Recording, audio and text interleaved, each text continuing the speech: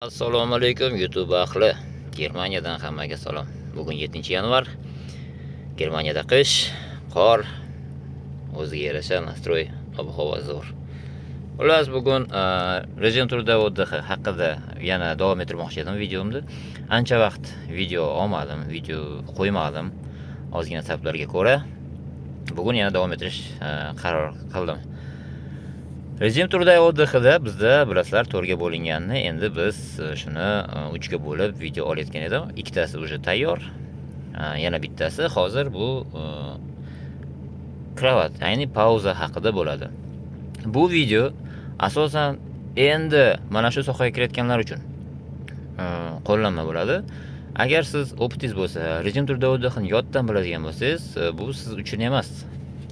Lekin agar ko'rish niyatingiz bo'lsa, marhamat, bemalol, biz hech kimga qarshilik qilmaymiz. Biz faqat xursand bo'lamiz. Menda Telegram kanalim bor. Telegram kanalda bemalol kirsalaringiz bo'ladi. Bu 750 ta 700 tami podpисчик bor. O'zimizga yaqin olgan insonlarimiz. U yerda ham shu ish masalasida yordam beramiz. Kimga qanaqa yordam kerak bo'lsa, yordam beramiz. Mana shu kanalga obuna bo'lib qo'ying. Kam bo'lmaysiz. Xullas, boshladik. Hamma bundan oldingi videolarim ko'rgan bo'lsa, biladi, ko'p rejim turidagi ODX haqida men yozib tushuntiraman. O'sha menga shu tarafdan qulay va sizlarga ham bir foydasi ko'proq tegadi degan ma'noda. Shunchaki aytib berib o'tib ketsam, bu sizlarga qiziq bo'lmay qolishi mumkin va sizga eshitdingiz, o'tib ketdi bo'ladi-da. Eshitib ko'rsangiz, bu sizga ko'proq eslab qolishga foyda beradi. Agar shuni eshitib, ko'rib, amalda bajaradigan bo'lsangiz, 100% miyangizda qoladi. Xullas, boshlagan bo'lsak, rejim turidagi ODX bilasizlar to'rga bo'lingan bo'ladi. Bu birinchisi bizda время вождения. Mashina haydaganingizda 9 soatlik, 10 soatlik buni o'tganmiz. Bundan oldingi videolarda agar ko'rmagan bo'lsangiz, bir ko'ring, o'tib ko'ring. Maslahat beraman. Aynan ishni boshlayotganlarga kerak bo'ladi. Ikkinchisi bu общее время, рабочее время. Buni ham videosi bor. Alohida qilganman. Uchinchisi bizda konvert. Buni bu haqida video qilmaymiz, chunki bu haqida unaqa ko'p video vaqt ketmaydi. Bir 2 minutlik video bo'lsa kerak. Tez tushunib olishlaringiz unaqa qiyin bo'lmaydi. Bu haqida keyingi boshqa videolarimda ham ko'rsatib o'taman, nima uchun kerak. Deyarli buni ishlatmaymiz, lekin ishlatganimiz vaqti bor, o'shani tushuntiraman alohida. Hozir endi men tushuntirmoqchi bo'lganim bu aynan время отдыха. Bizda время отдыха bilasizlar 5-6 taga bo'linadi.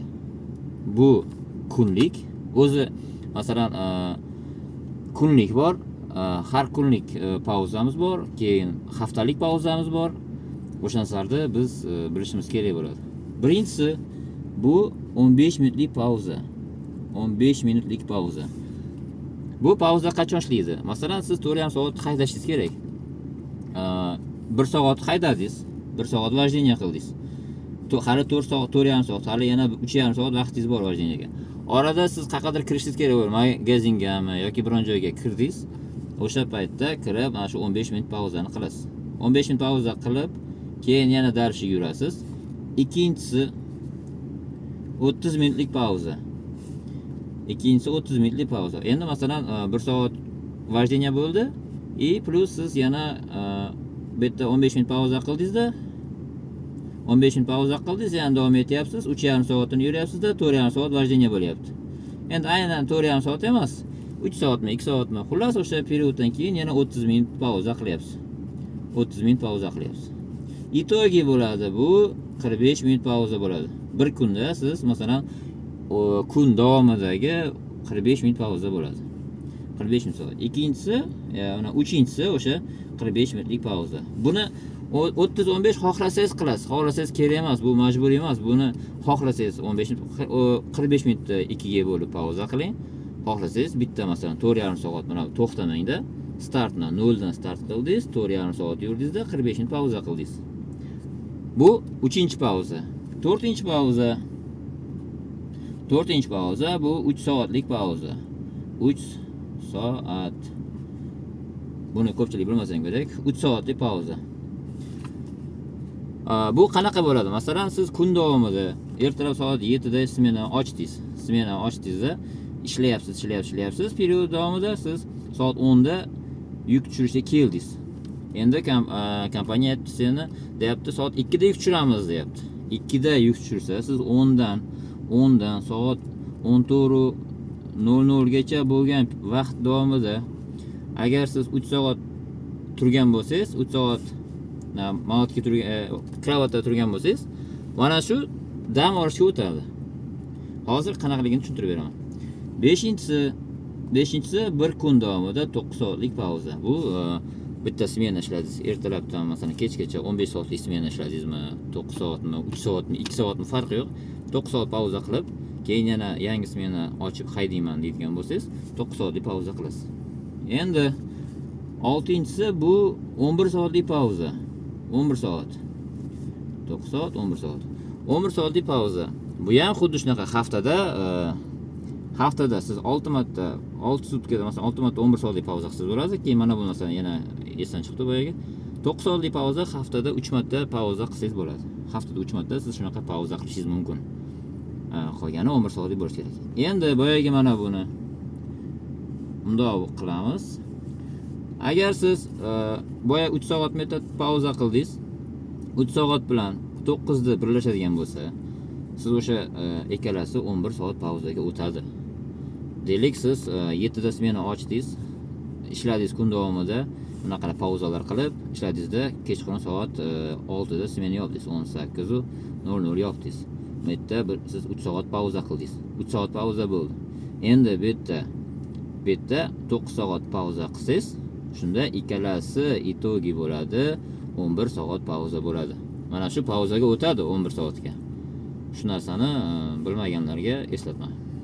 Biladiganlarga yana bir bilmaganlarga ma'lumot, bilganlarga eslatma. Keyingisi bizda 24 soatlik pauzamiz bor. Bu har 6 sutka ishlaganingizdan keyin 24 soat pauza qilasiz. Bu dushanba, seshanba, chorshanba, juma, shanba, yakshanba. O'sha yakshanba kunida pauza bo'ladi. 24 soat pauza qildingiz. Endi siz 24 soat pauza qilganingizdan keyin siz 6 sutka ishlashingiz mumkin. 6 sutka ishlaysiz bemalol. 6 sutka ishladingiz. Keyin 8-inchisi, mana bu 7 edi. 8-inchi pauzamiz bu 45 soatlik pauza. 45 soatlik pauza. Bu mana bu 24-45 da kishnaytirilgani bo'lsa, endi bu 24 soat pauza qildingiz, 6 sutka ishladingiz, endi 45 soatlik pauza qilishingiz kerak. 45 soatlik pauza bu haftada, o'zi aslida har hafta siz 45 qilishingiz kerak, 45 soatlik pauza qilishingiz kerak. Lekin ayrim kompaniyalar sizga 24 soatlik pauza qilasizda, 6 sutka ishlaysiz, keyin 45 soatlik pauza qilasiz. Keyin yana 6 sutka ishlaysiz. 6 sutka ishlaysizda, keyin 24 soat pauza qilasiz. Endi ko'p firma shunaqa qiladi.